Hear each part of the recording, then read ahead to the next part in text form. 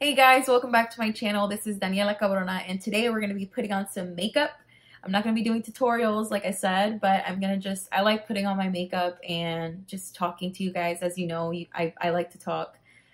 Today I'm going to be getting ready for a birthday party, so the occasion really doesn't matter when it comes to makeup, does it really? You just kind of get to play. I'm going to try to use my Fenty Beauty Moroccan Spice palette. My boyfriend got this for me for Christmas. I can't remember, but I like barely touch it. It's so intimidating to me. I'm such a basic neutrals person, but we'll see how it works out. So I'm gonna be going to Miami this weekend, and I know I keep saying I'm gonna vlog things and then I don't, because I just get nervous. I get nervous to like have other people in my shots or like asking them like, hey, is it okay? I just get so awkward about it.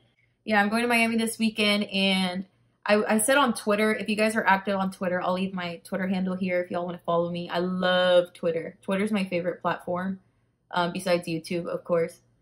But yeah, so I put on there that one of my favorite things to do is watch movies that take place in the city that I'm going to, because it just feels so cool. Before, like, you get so excited, you know, before a trip, I'll watch a movie.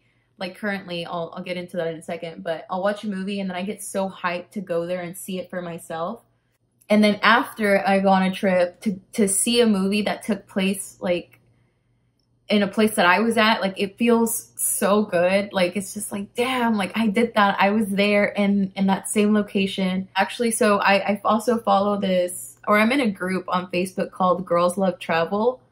And I think a lot of girls that I know on Facebook join that group, but it's like nationwide. So basically what you do on there is you use it for recommendations. Like if you need any help visiting locations, they'll give you some recommendations if you ask. It's a Facebook group. You know how they work. So I asked for food, and they had told me to go to the Versace house for dinner.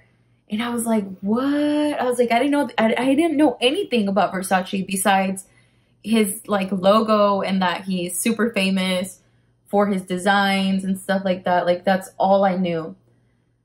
So it got me really curious to look into like his life story. And I mean, we made reservations. Me and my good friend are going, and I made the reservations for us. And I'm really excited because I know it's gonna be so like luxe and like beautiful, but I feel like a fraud because I don't know anything. And I promised myself that when I go somewhere, like I will research the history, because I really feel like traveling is nothing if you don't know the history. Like you just going to a place and, oh, that's pretty. But if there's no context behind where you're going, I feel like it's less meaningful. What else? So, okay, so I'm going to be really heavy on the Cuban food. I'm so excited. The only Cuban food I've ever had here in Houston is the freaking restaurant called El Rey, and like, okay, is that really Cuban? But it's so good. But I mean, is it true, authentic? So I have a list of places. They're actually on my phone, but top of my head, I want to visit Puerto Sagua, I think it's called. For food, I'm thinking, oh, Ricky Bakery, I've also heard. I have all these like recommendations, and I love that group because it helped me prep for Miami. And then I also ask my friends and everybody who follows me on Instagram. Again, if you don't follow me on Instagram, I'll put it here.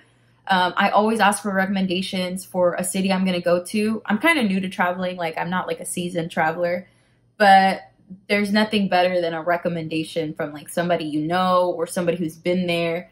If you've ever been to Miami and you love it or you hate it, let me know. Like, what did you hate about it so I can be prepared?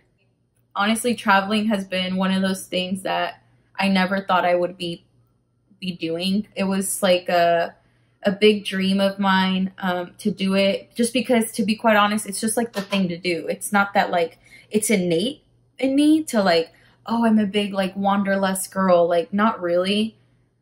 But just seeing that, like seeing other people go to places and just completely like insert themselves in a whole different time zone, like that just is amazing, literally amazing to me, that you can just wake up in the morning and then end up somewhere else. Like every time I do travel, I just like lay in bed at night and think about like, wow, like freaking 24 hours ago, I was laying in my bed, like eating chips, watching TV. And today, like I'm in a whole different city with a whole different culture. Like, that blows my mind. And I always thought it wasn't possible. And to just see that it is and that I can make it happen, to me, it's like a goal met every time I do go somewhere, because I really feel like it takes me moving mountains to like make it there. So when I do get there, it's such a huge accomplishment. And today I'm going to be sharing with you what advice I received from some women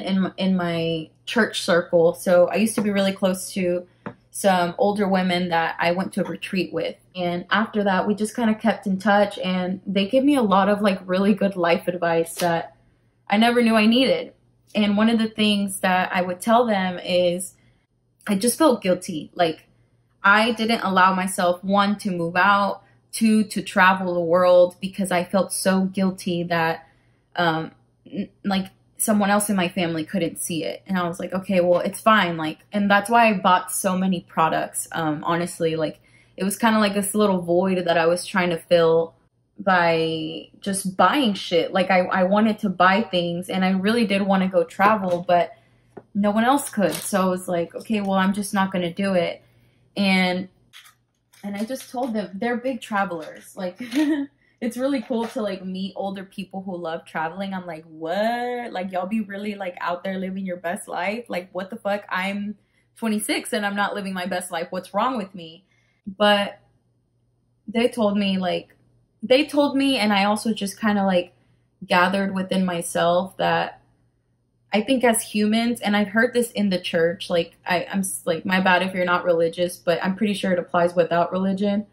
We're very guilt-ridden people, and in life, like, we're human, and I think that that's like a part of our original sin. I don't know, like, my bad is getting religious, but we just carry a guilt that doesn't allow us to really live as we wish.